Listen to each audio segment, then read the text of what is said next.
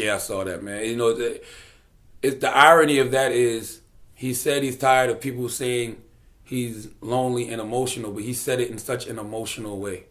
That's the irony of that whole statement. Because he's saying he's tired of people saying he's emotional, but he was emotional when he was saying it. So like the best way to show that it doesn't bother you is not even to address it at all. Like when you address that you're lonely and emotional, but you address it in an emotional way, you're telling us that it bothers you, number one, and you're showing us that, yes, you are indeed emotional. Listen, man, nobody can make you angry without your consent. Nobody can disappoint you without your consent. Nobody can piss you off without your consent. And you have to give people consent to do these things. Like, he shouldn't even be bothered. Like when I saw the interview, and then he goes on to say that he's so happy and he lives such a happy life and this and that. Why do you even have to tell people that? Just do it. Show and prove by actions and deeds, not words and lip service. Like, who cares? I mean, Drake has a lot of reasons to be happy right now. You think? But it's hard. It's hard to be happy when every time you open up your Twitter, somebody's calling you a pretty albino girl, or Drake got a trending topic every week. Drake's the type of guy, or Drake's music makes you, or hashtag Drake is like. Personally, if it don't bother you, act like it don't bother you by not acknowledging it. That's how I feel.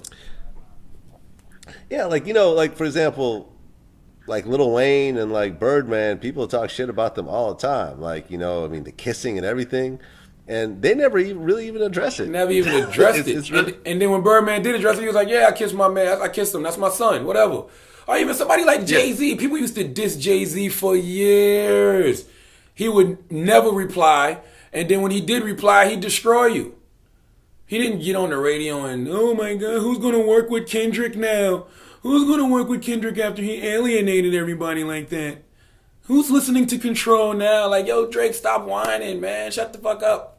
Like, live life. Show that you're the greatest through actions and deeds. That's what Hov did. Man, listen, Hov received so much slander, and he would never acknowledge it unless he wanted to. He had that one moment where he just went in on everybody with the whole takeover thing when he went at Mobb Deep and Nas, and he even went at Mino from Harlem World. People forget that on the Mind Right remix. But other than that, Jay never let nobody rattle his cage. That's why I say, like, nobody can make you angry without your consent. Like, people forget, you should never let people see you sweat. Even I don't care if you're at home with your people venting about it. When you're in the public, act like it's nothing. Act like it's nothing. Because we live in a society, and it's not even we live in a society because it's always been like this, because I'm this type of person. If I see that something's fucking with you, I'm going to keep pushing you at it. That's just the type of dickhead I am. I'm a jerk. And I'm sure that, it'll come back to me one day. But I've been like this since elementary school. And I've done it in my household with my brothers and my sisters. And I've done it in school. If I see that something's bothering you, I'm going to keep going. Because in my sick, twisted mind, I'm like, why you don't have tough skin like me? Why does this bother you? Like, man up. Knock it off. Like, that's the type of person I am. So if he's really the cream of the crop like he says he is, and he's the number one in the rap game like he says he is, he should act like it and not even address everybody that he thinks is beneath him.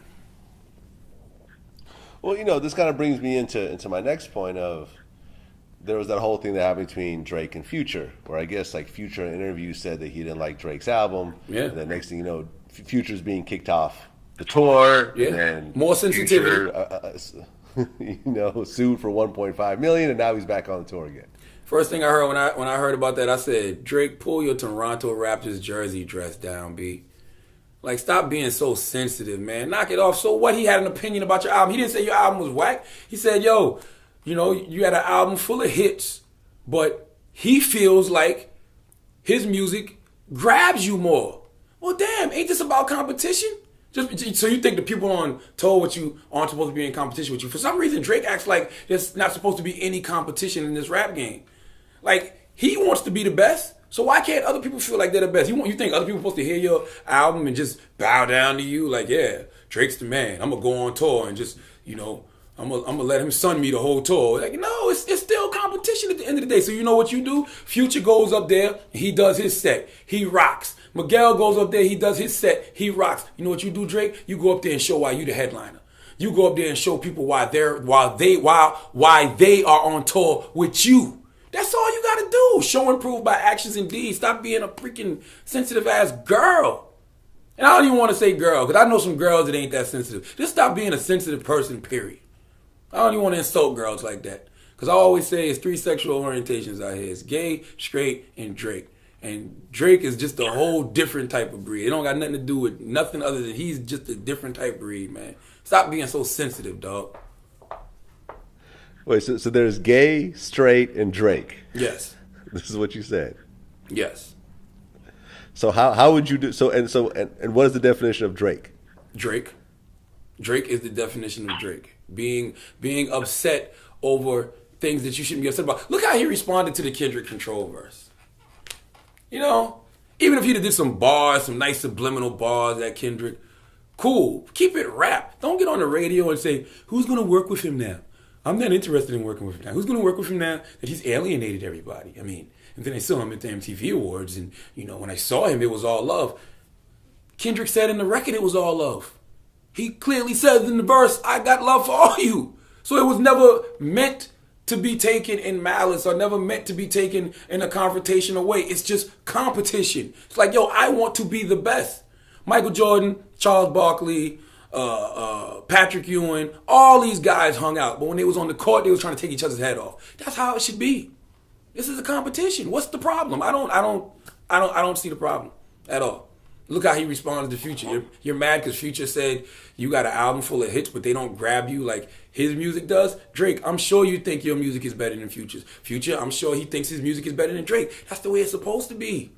That's the way it's supposed to be. So you're going to get mad and kick him off the tour and keep money out this man's pocket because he has an opinion about your music? Come on, dog. And then you wonder why people think you're emotional and sensitive? Come on, man. You can't be serious.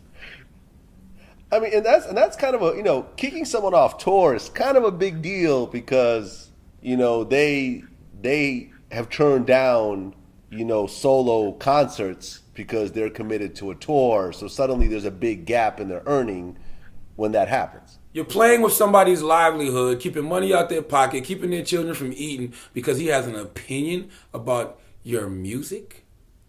I can understand if Future came out and was like, yo, that shit is whack. Nothing was the same as a whack album. I think Drake is a whack artist. Then I can see Drake, oh no, you're getting the hell off my tour. That's like me getting on TV and that's like me being on this camera saying, yo, everything on MTV2 is whack. Everything on MTV is whack. Oh, Power 105 is whack. Dude, you work for them. So how you a damn fool to do something like that? Yeah, I can understand. And I would probably get fired for saying that.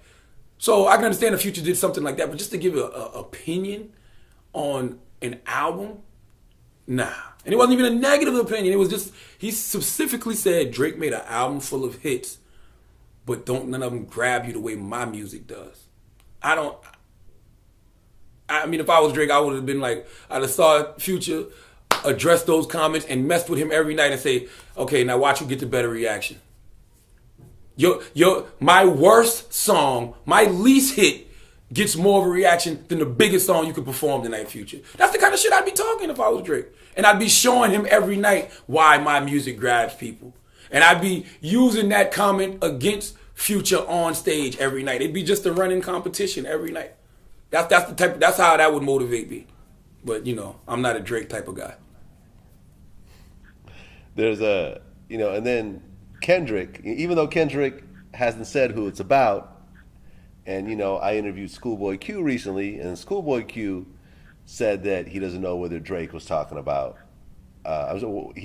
Schoolboy Q said that he doesn't know if Kendrick was talking about Drake. But, you know, in the lyrics, the BET Cypher, he said, nothing's been the same since they dropped Control. Made a sensitive-ass rapper get back in his pajama clothes. What? Shit never penetrates, pin the tail on the donkey, boy, you've been a fake. Well, are we really trying to decipher who he was talking about?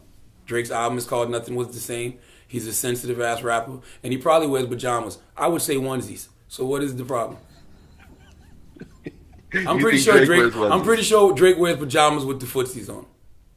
So I don't see the issue. We know who Kendrick was talking about. And Drake has to respond. I don't care what nobody says. Like, you can't sit around and ignore it because Kendrick Lamar is not a small fish. Kendrick Lamar, to me, is the leader of the new school when it comes to all of these rappers. And when Kendrick drops his next album, everybody's going to jump back on Kendrick's dick because that's all. Hey, this ain't nothing but a dick jumping competition, okay? Drake comes out with a record, everybody's on Drake dick. Kendrick comes out with the Control verse, everybody jumps on Kendrick dick. Drake comes out with the Nothing Was the Same album, sells 600-something thousand records, everybody jumps back on Drake dick. Kendrick comes out with the BET Cypher, everybody jumps back on Kendrick's dick. It's just a dick jumping competition. So now it's on Drake. Drake, you want everybody back on your dick? All you got to do is a verse to Kendrick. A mean verse, and everybody will jump back on your dick. It's a dick jumping competition. Everybody does it. Bloggers do it. Regular consumers do it. That's what they do. But that really shows you how close how close Kendrick and Drake are as far as artists. That really shows that it's not just because Drake has 3 albums. He's not far and away the best person doing it to me. Like, he's not sitting on a throne. Like, I think that throne is still vacant. Like, I think it's a lot of different cats fighting for that throne. I think it's Drake. I think it's J. Cole. I think it's Kendrick Lamar. I think you could throw Wale into that mix. But I really think Kendrick is the best of this generation, and he's going to show improvement on his next album. And I really think Drake has to respond because Drake can, listen, let's not act like Drake can't get Ja Rule. You know what I'm saying? Ja Rule was in the same position. And then somebody came along who criticized Ja for everything he was doing, the singing and whatever else, and he was coming out with better music that more people could relate to, and he got Ja up out of here. So let's not act like the same thing can't happen to Drake. I don't care how many records you sell, dog. Like, your spot is not solidified until it's solidified. I feel you. Well, I mean, speaking of how close people are, apparently Drake and Chris Brown are cool again. Does that surprise you? Nah, I mean, they need each other, man. Light-skinned guys need to stick together, man. All the waffle-colored Negroes, all the beige people, they need to stick together. Even though I believe Chris Brown is light-skinned with dark-skinned tendencies. It's definitely a dark-skinned man living under Chris Brown. Chris Brown is what Bobby Brown was. He is now. He's just beige. But, it's cool for them to be cool, man. Like, let them do their thing. I think they'll make some good music together. It got to be a little awkward in the studio. But, I mean, who hasn't, I guess, banged the same chick? I guess Drake got some Rihanna. I don't know. But more power to them, man. I don't like conflict. I like people to be able to express themselves. I don't care what you say about a person verbally. If both of y'all can express yourself verbally, cool. If y'all feel like y'all want to fight about it one time. Best man wins. Get it over with. For them to have a continuous beef over some pussy is lame. Especially some pussy that ain't with neither one of y'all right now. Lame. So yes, be cool with each other.